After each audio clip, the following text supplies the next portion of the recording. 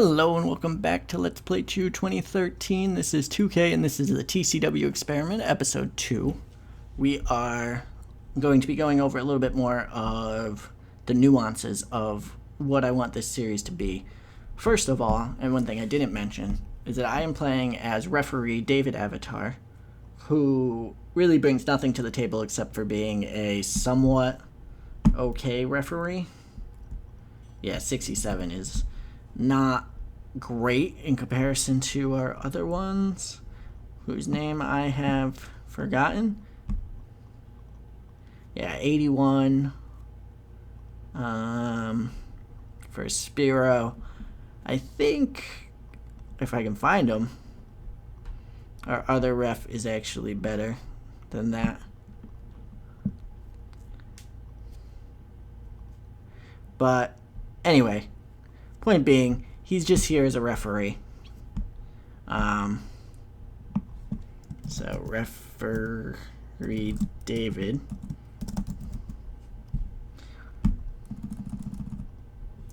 And hopefully, the reason I did that is I didn't want to be doing too much here with that sort of that could interfere with what TCW comes as out of the box. I wanted to change TCW without my user character being the reason for that change. So another thing with TCW that you immediately have to worry about is the backstage. The backstage is terrible. We are going to change some backstage rules already. Make the workers arrive early, leave late. We allow smoking backstage, why not? We provide catering, so that should be enough. Nope, still, 4 points more negative. Let's organize and pay for transport to and from the arena. Alright, so that got us 2 points there, and hopefully less issues. But look at all the negative influences that we have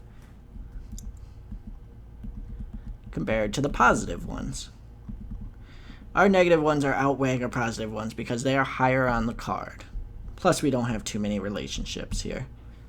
So what I'm going to be doing is hiring certain key people to help and letting go of certain key people who drag us down.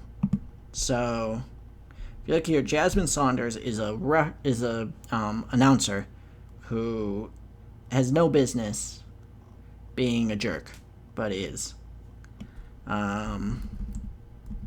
So they're going to be let go.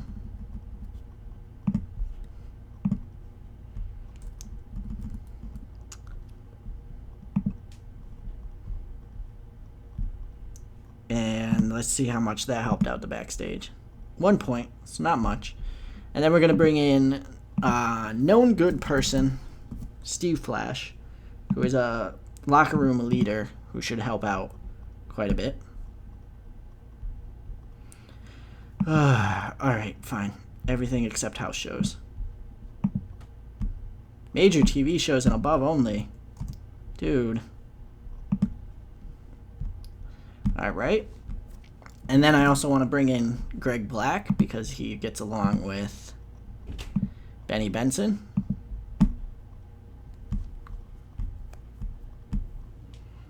And Edward Cornell because he gets along with Tommy Cornell. Obviously, they're related. So that will help the backstage out a little bit. But this first show is going to be an issue.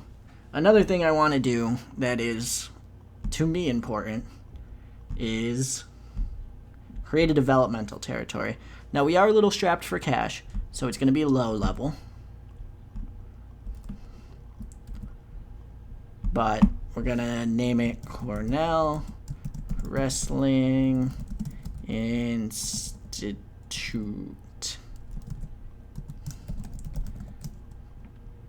And I'm not even going to give it a description.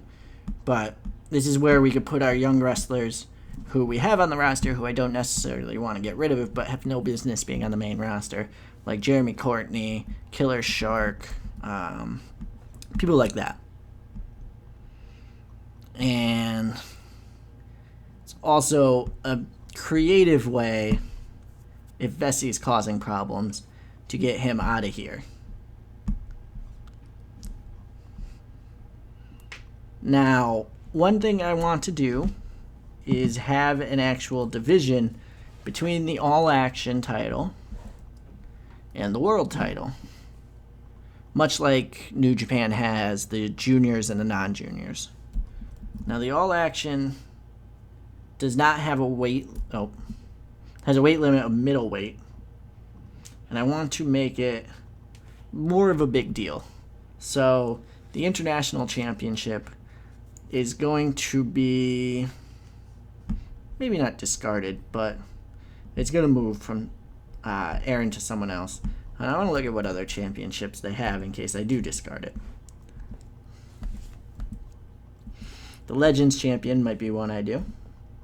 Or the TV title might be one for the mid-card. But to be honest, I may just make the mid-card jobbers, not have a mid-card title, and have the All Action become a floating title. I believe I am going to do that. So I am going to retire this title and make the All Action floating. And hopefully it'll float upwards as we move it on. And for right now, the TCW tag team is there. I may add an All Action tag or a Cruiser tag, depending on how things go. But I need to bring in some All Action guys. And we're going to bring in the best. We're going to bring in Fox Mask. I'm going to bring in Masked Cougar.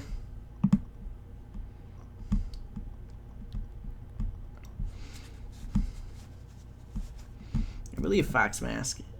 Alright, so they're not. Oh no! Don't look at that. Bring in Remy Sky.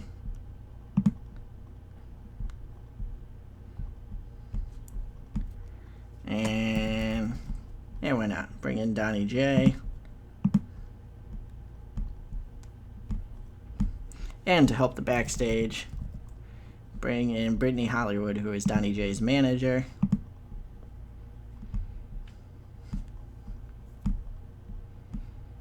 And what other guys do I like? Speed's another good one.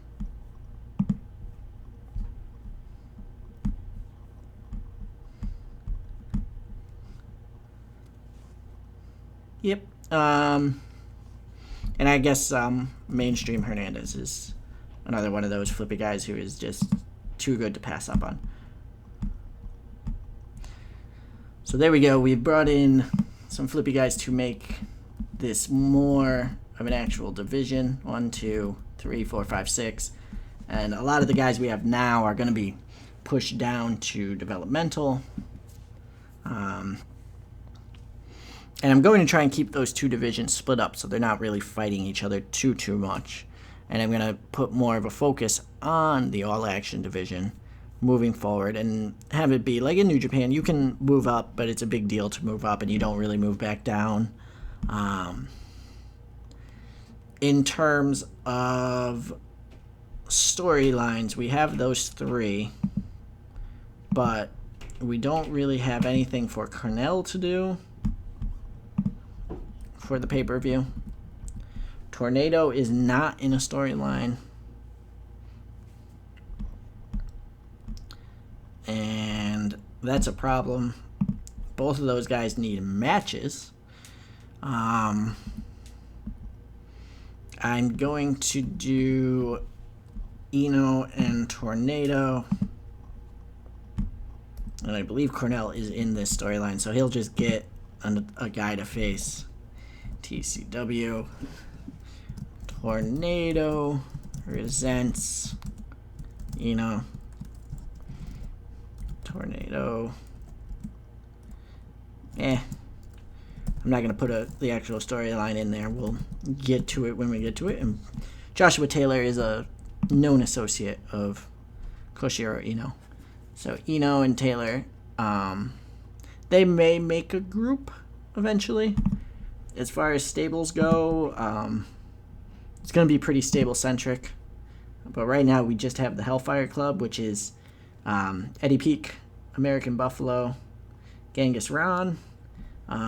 We should bring Texas Pete into this because he is a tag partner of American Buffalo. So there you go. And maybe we could turn Danny Fonzarelli and put him in that group as well. So that would be good. Next show we'll be doing our first actual event. So thanks for watching. Have a good one.